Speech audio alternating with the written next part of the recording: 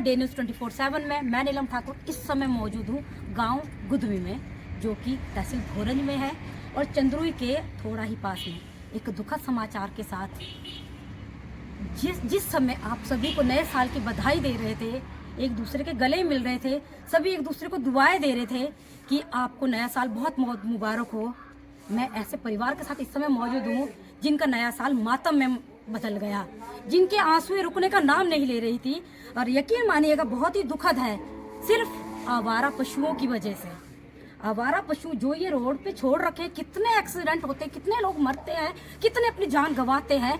एक उदाहरण ये है कि आवारा पशुओं की वजह से जब तक हमारा काम होता तब तक हम उस पशुओं को यूज करते हैं, उसके बाद लाचार उन्हें बेसहारा छोड़ देते हैं।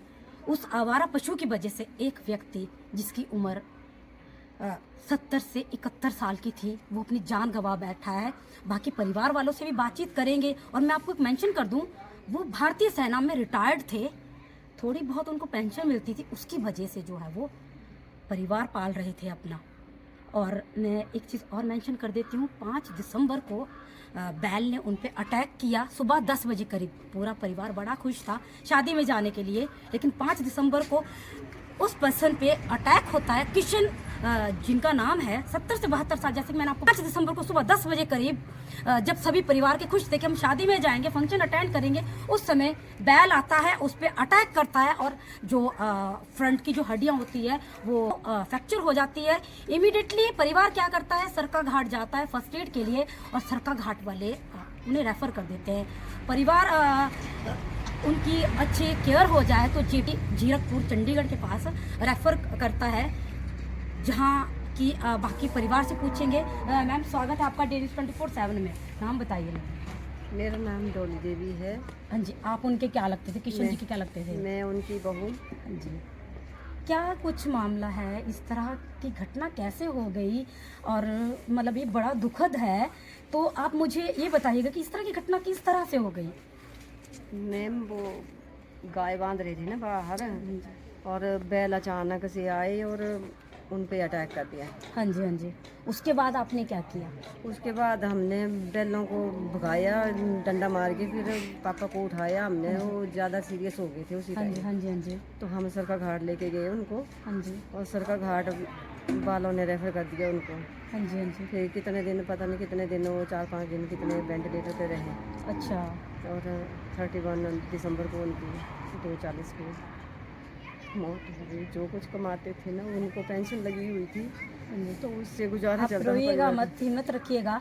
मैं आपको फिर से मेंशन कर दूं कि बाप के बाद बेटा जो अपने बाप के साथ, जो अपने बाप को तड़पता हुआ भी नहीं देखा नहीं जा रहा था, उस बेटे से वो इस समय क्रिटिकल पोजीशन में है।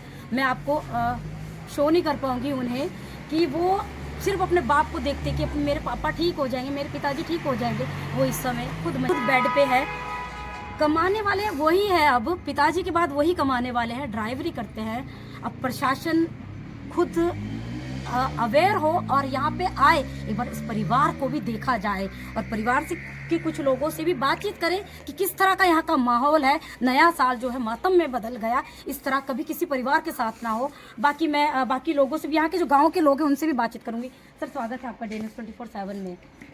सर आप सभी गाँव के यहाँ लोग इकट्ठे हुए हो कि ये बिल्कुल दुखद बात है, क्या कहेंगे सर आप? हम तो यही कहना चाहते हैं प्रशासन से कि इनके साथ जो हुआ है वो आप सबके सामने ही है। एक गरीब परिवार है और इनके साथ अभी जो आगे कोई कमाने वाला नहीं है।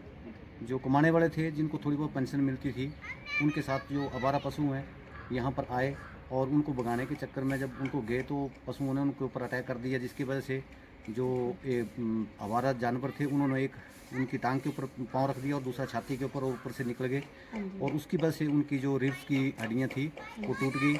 और जब उनको सरका घाट लेके गए तो उन्होंने उसको बोला ये सीरियस केस है, हम इसको नहीं ले सकते। फिर उनको इमरजेंसी में हमने यहाँ से चंडीगढ़ के लिए रेफ़र लिया, और चंडीगढ़ रेफ़र जब किया गया तो उनको 1 महीने तक तकरीबन वो आईसीयू में रहे, और उस बीच में कुछ 6-7 दिन जो है वेंटिलेटर के ऊपर रहे। तो उनके साथ उनका बड़ा बेटा साथ में रहा, जो इस समय बीमार है जो बहुत उसकी ज़्यादा। वजह से ही उनको बीच में बुखार लगे लगातार रहने के कारण और उसके बाद अभी उनकी भी जो स्थिति है वो काफ़ी नाजुक है, क्योंकि उनके भी जो लीवर था उसके साथ ही प्रॉब्लम हो गई थी। तो उसकी वजह से उनके भी अभी पीजीआई हॉस्पिटल से उनका ट्रीटमेंट चल रहा है, और उनको हम परसों 2-3 दिन पहले वहाँ से ट्रीटमेंट करा के ले आए हैं। मैं फिर से एक बार मेंशन करना चाहूँगी कि आप सभी से अपील है कि प्लीज़ सेफली चलिएगा और सेफली रहिएगा। आवारा पशु जो है उसकी वजह से, जैसे कि आपको मैंने बताया कि एक पर्सन की जान चली जाती है, और प्रशासन, स्थानीय विधायक, खासकर स्थानीय विधायक से मैं ये अपील करना चाहूँगी कि वो पर्सनली इनकी हेल्प करें। और बाकी आप देख ही पा रहे हैं कि किस तरह का माहौल है, आंखों में आंसू रुकने का नाम नहीं ले रहे। आज 12 दिन हो जाते हैं, इंसान चला जाता है, लेकिन ये नया साल ये कभी नहीं भूल पाएंगे। धन्यवाद आपका डेली 24/7 में।